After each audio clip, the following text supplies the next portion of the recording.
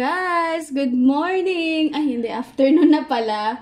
Alas 2 na. So, ano to? Late brunch. Afternoon. Breakfast and lunch. Ayan. Ay, pogi naman yan ni Josh. Turuan ko kayo kung paano magsaing. Kaya nalagyan ko ito ng ilang scoop.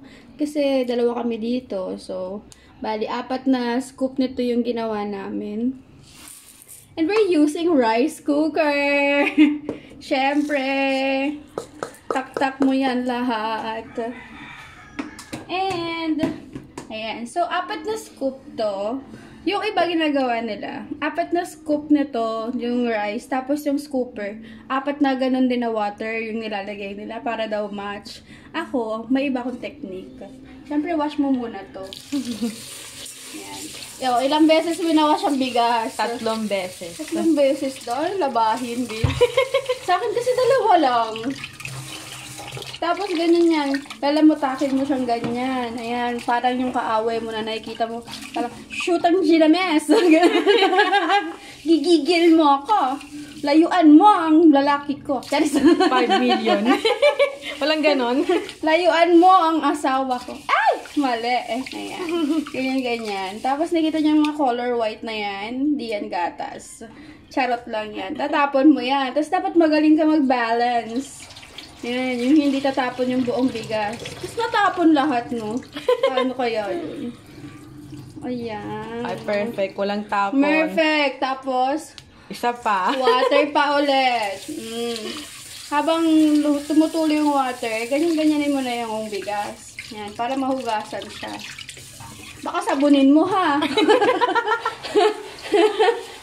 Baka, naku, pag sinabon mo, sasabunin ka din ng ina mo. Kakaloka ka. Ayan. Ganyan-ganyan mo. Ayan. Normally sa akin hanggang 2 hugas lang. Okay na ako dun. Ito, kasama ko kasi. Gusto niya 3. Bahay niya to. Sige, go. Yan. Tapos tapon mo ulit. Siyempre, super expert tayo sa pagtatapon yan. Parang sa pansit canton lang. Panis.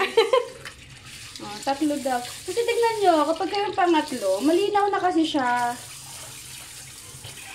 Kaya malinaw na siya, guys. That means hindi na siya madumi, ganyan.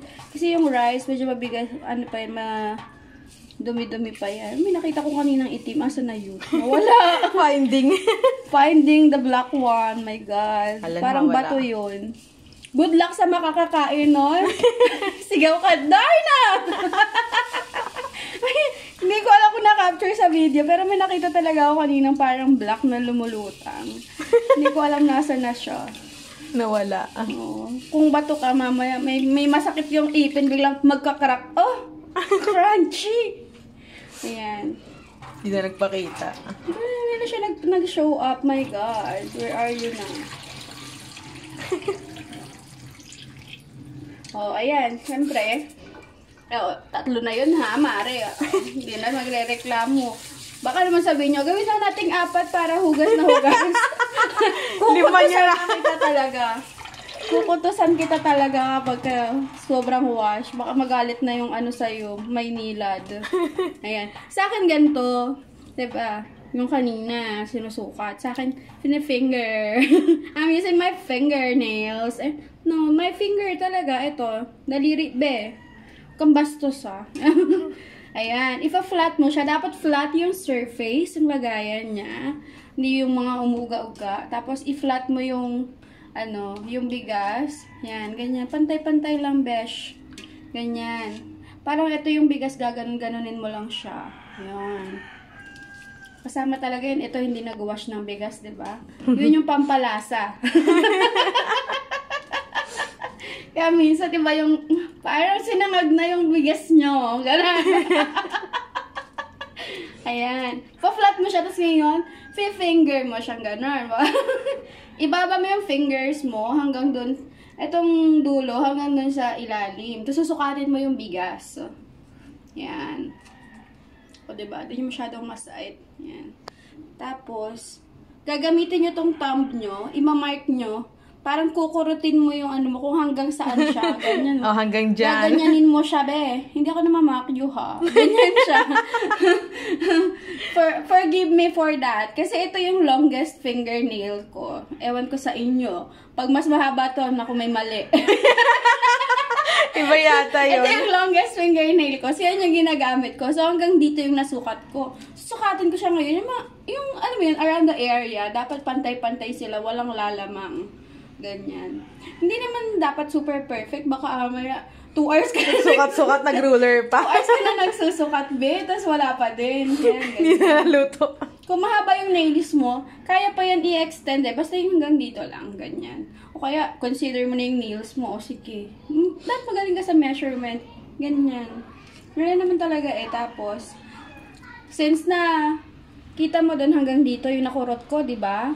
O, ngayon naman, i-measure mo yung ibabaw nung pinakabigas tsaka yung water. Dapat hanggang dun siya. You see that? O, tama, di ba? Kikita niyo yan. O, halos tama dun sa kurot ko. Yan. Iikot-ikot ka lang din. Ganyan. At pantay. Dapat pantay siya. Yan. Perfect. Pero ako minsan kahit parang pantay na siya, feeling ko sobra. Bumabawas sa mga ganun. Dalawang ganyan. Ay, be, hindi lang ako yan. Umamin kayo. Tapos pag ako, nilalagyan ko ito ng suka para hindi siya mapanis agad sa bahay. Alam ng mga chef yan. Hindi ako chef, pero I'm just the, eater. Ganun lang magsahayang mga mima. Tapos, syempre, dahil rice cooker ito, punasan mo yung labas niya. Pag di mo to pinunasan, sigurado hindi to masasaing ng maayos. Tapos, bubungangaan ka ng nanay mo. Tapos di napindot. Yes! Perfect talaga yun pag di mo napindot. Tapos, lalagyan mo na siya sa rice cooker. Ayan. Tapos, tatakpan mo siya ngayon. Tapos, isasaksak mo siya. Don't forget. Pindutin mo, be. Para may mangyari. So, that's it for today's video. Thank you so much for watching. I'll give you an update later. Bye!